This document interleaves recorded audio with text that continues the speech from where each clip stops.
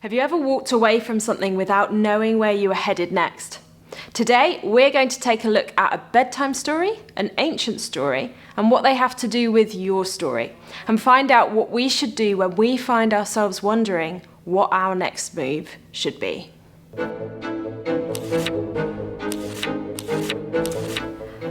We're going on a bear hunt. We're going to catch a big one. What a beautiful day. We're not scared. Uh-oh, a river, a deep, cold river. We can't go over it. We can't go under it. Oh no, we've got to go through it. All the way through this story, of course, this family do have the choice to go home. They could abandon their bear hunt and turn back. They haven't really got to go through it. They could avoid the river, avoid the mission, but only if they abandoned their quest.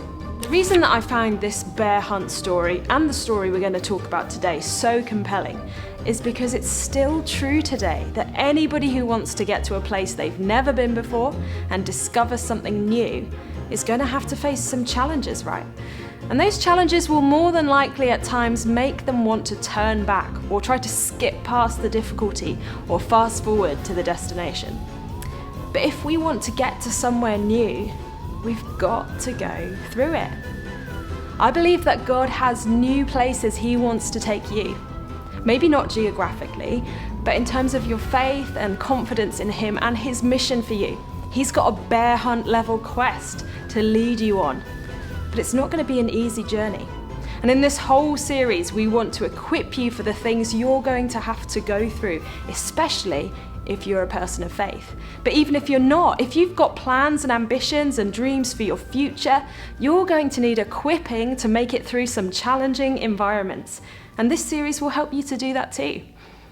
In this video today, we're going to talk about the challenge of moving through a period of transition. A transition period is where you've started to edge away from what was, and you're starting to move towards what could be or what will be next. But you're not in either place, you're in the space between. Whatever it is, all of us must go through a period of time where we're leaving behind things as they used to be, and we're moving towards something new. Now, a good transition will set you up for your future, but a mishandled transition can knock you off course and leave you feeling adrift or send you running back in the direction you came from. There's an ancient family we're going to learn from about what makes a good transition a good one and what threatens to send us off course. But this family we're going to look at today was a little bigger than two parents, a few kids and a dog like in the bear hunt story. This family was made up of descendants of a man called Jacob, nicknamed Israel. That's going to be important for later. By the time the story we're going to talk about today takes place, thousands of people could trace their family history back to this one man, Jacob, and his 12 sons. This group of descendants, this ginormous family, had become big enough to be a people, a nation even. But despite their size, they didn't have nation status. They had problems. The entire people, called the Hebrews, had been enslaved and owned by the nation of Egypt, by the Pharaoh, for hundreds of years. 400 years, in fact. Their identity was as slaves. Whilst their numbers grew, their hope decreased. But all was not lost. The God of their ancestor Jacob had not forgotten them, had not abandoned them, and had a plan for them and for their future. But first, He needed to get them out of Pharaoh's grip. So God sends Moses as His messenger to Pharaoh to demand the release of the people. I'm fast forwarding quite a bit here. Go and watch The Prince of Egypt to catch up. But eventually, Pharaoh relents, and after 400 years in slavery, Moses leads the Hebrews out of Egypt. They are free at last. God tells the Hebrews through Moses that He's got a plan to establish them as a nation in a land of their own. So God has said to the people, this is where you're trying to get. This is what's over the other side. This is where I want to take you. Come on, Hebrews. We're going on a bear hunt. But uh-oh, there's a new problem. How do you turn a group of people who have always been a free workforce into a nation? How do they get from where they used to be to where they want to be next? It's one thing to leave something behind. It's another thing to be ready for where you're going next, right? The Hebrews needed to go through a period of transition. It's not as simple as taking them out of Egypt and putting them into a new land and saying, there you go, now you're a free nation. There's a lot that needs to happen, right, to get them from point A to point B. And it's this transition between those 2 points that would be the making or the breaking of them. Now, if you're the Hebrew people at this point, you probably want to find the fastest and simplest route to get to the land God said he was bringing you to. I mean, all of us want that, don't we? When we find ourselves edging into a transition period, we want the fastest route out of the uncertainty, out of the mystery, into the new thing. The physical landscape that the Hebrews needed to move through in order to get from where they were at a place called Mount Sinai as they came out of Egypt to the new land God had told them would be theirs was an 11-day journey.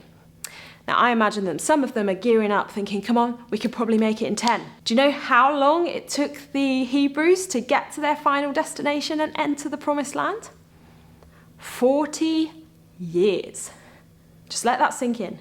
40 years for an 11-day journey. Why did it take that long? Did their sat-nav break? What on earth happened there?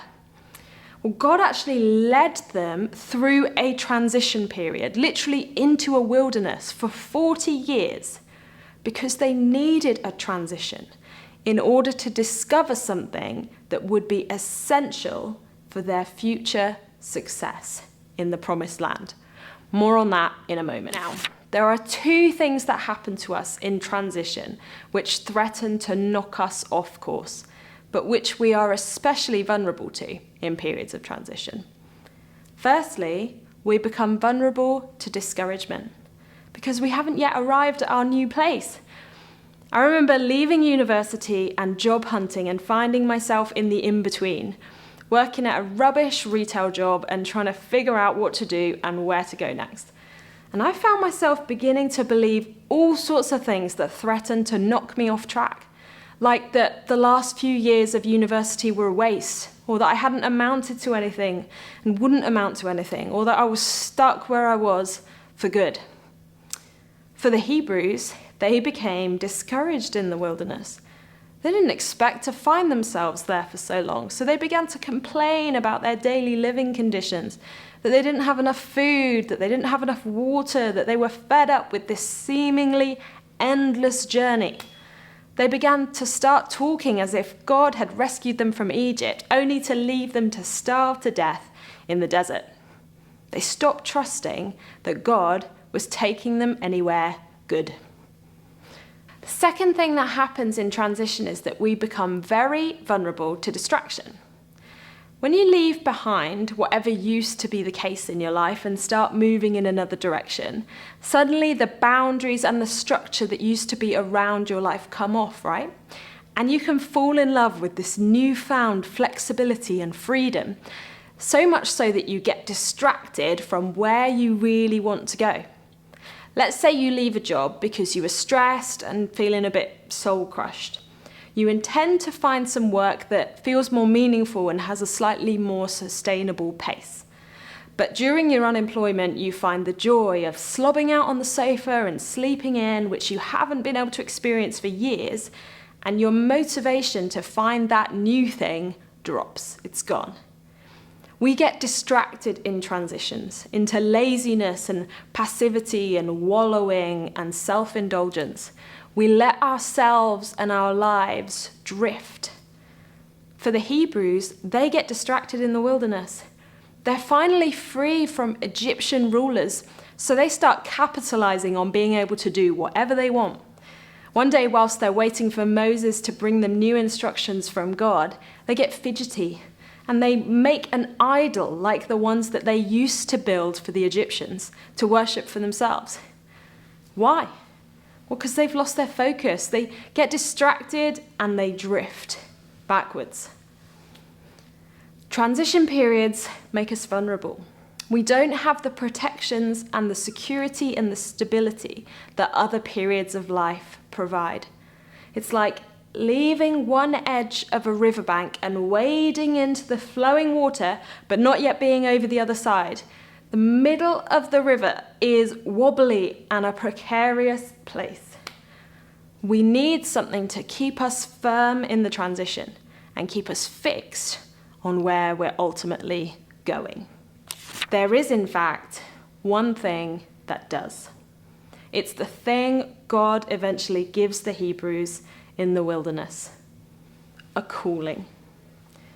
What is a calling? That word gets thrown around a bit. A calling is a divine, as in it comes from God, a divine purpose statement. It's called a calling because it's something that originates from outside of us, but should resonate within us if we pay attention to it. A calling is not the same as a destination. God has a destination in mind for the Hebrews about where they will head next, the promised land. But their calling is distinct from that. It's bigger. It doesn't rely on them arriving at a certain place. It points forwards, but it starts immediately. It can be fulfilled immediately. And it comes to the Hebrews at the edge of the wilderness. So here's the calling of the Hebrew people. It's one of the most significant passages in the Old Testament. That is the scriptures before Jesus. It starts with who is being addressed and who is speaking.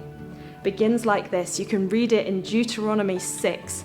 Hear, O Israel, the Lord your God. Up until this point, they've been the Hebrews, right? But now they're given this new name, and it's the name of their ancestor. Do you remember Jacob, who was Israel? Israel meaning the ones who wrestle with God. It seems significant that they're now being defined according to where they stand in relation to God, rather than where they stand in relation to another nation. So hear, O Israel, listen up and pay attention, Israel, the ones who wrestle with God. Listen and pay attention to the Lord, your God. Not any God, your God, the God who has sided with you and identified himself with you. The Lord your God, the Lord alone. And here's the calling, their divine purpose statement. Love the Lord your God with all your heart, with all your soul, and with all of your strength. All your heart. The concept of heart and mind are interlinked in Hebrew. So it's like with all your heart is like where you put your attention and where you put your affection. With all your soul, your being, with who you are. With all your strength or all your effort, with all that you do. Love the Lord your God with all of that. Before you are landowners, before you are a political entity, before any of that, more fundamental than any of that, this is your calling, O Israel. Now in Deuteronomy 6, it goes on to tell the people to set this in their sights all the time, from now until forever. It says, these commandments that I give you today are to be on your hearts. Impress them on your children. Talk about them when you sit at home and when you walk along the road, when you lie down and when you get up. Tie them as symbols on your hands and bind them on your foreheads. Write them on the door frames of your houses and on your gates. Do you know still today Jewish people start and end their day with those words? This calling was set to define and govern how Israel should be and who they should become on a daily basis, whatever else was going on with them. And this calling persisted, whatever the circumstances. And this is the calling that Jesus would echo and extend out to the whole world, beyond the nation of Israel, hundreds of years later. Listen up, Jesus would say, I've got a calling for you. Love God and love others as God has demonstrated love to you, and I'll call you mine. In fact, you'll be children of God. Love God and love others as God has demonstrated his love for you, and I'll call you mine. I'll make you a child of God. That is a calling that you should resonate with, that should resonate with us right here, right now, because it's directed to us too. It still stands.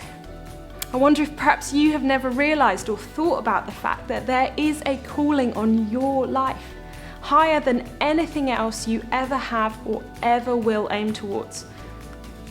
Perhaps you think that you are not the sort of person who would be called. You are. That calling isn't dependent on you or who you are, whatever you've done. It is dependent on the one who does the calling. And he's calling you to new levels of confidence in his divine purpose. It's the enduring nature of a calling that makes it an essential part of any transition period you go through. Knowing and committing to your calling guards you against discouragement and distraction in the in-between. It equips you to go through difficulty and challenge and waiting because you have a purpose in the middle of it.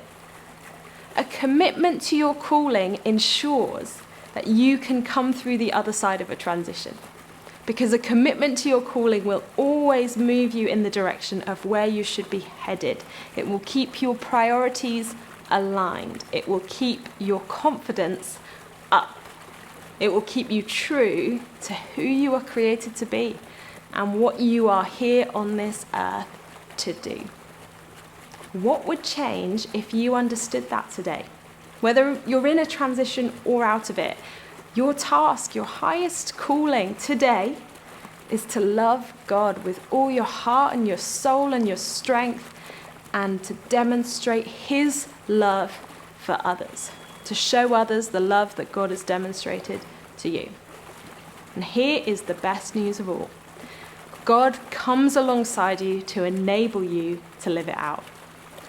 These words were spoken to the Israelite nation at a horrific point in their history, many years after their wilderness experience, from the God who would not abandon them and would not stop calling them. I have called you by name.